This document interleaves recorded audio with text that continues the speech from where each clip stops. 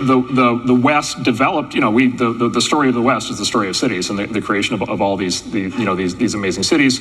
And then, over the last 50 years, that kind of trend has gone into hyperdrive, and you've had this emergence of what economists call superstar cities, where you've got these specific cities like Washington, D.C., New York City, Boston, San Francisco Bay Area, Los Angeles, and then, internationally, London and Tokyo and Singapore and so forth, and Paris, that are kind of these cities that are like irresistible draws for people who are, highly ambitious and want to be around a lot of other highly ambitious, highly productive people.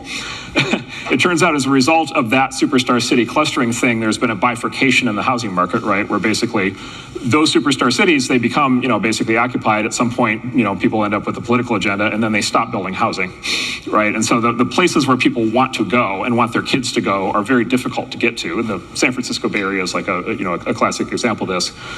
San Francisco last year authorized, I think, 6,000 new housing units, right? Which was just like an absurdly low number relative to the demand for people who want to move there.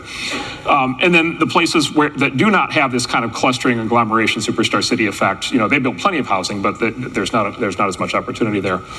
So heading into COVID, you saw this incredible bifurcation, and you saw it in the American economy, and you see it in American politics, where basically you're either in a city, you buy a home, you've kind of you've got that level of commitment, you've got that level of opportunity for you and your family, right? Or you're in a more rural environment and you're basically stuck and you don't have access to good jobs, and your kids are not going to have like high-tech jobs, and it's, you're going to have a lower quality of life.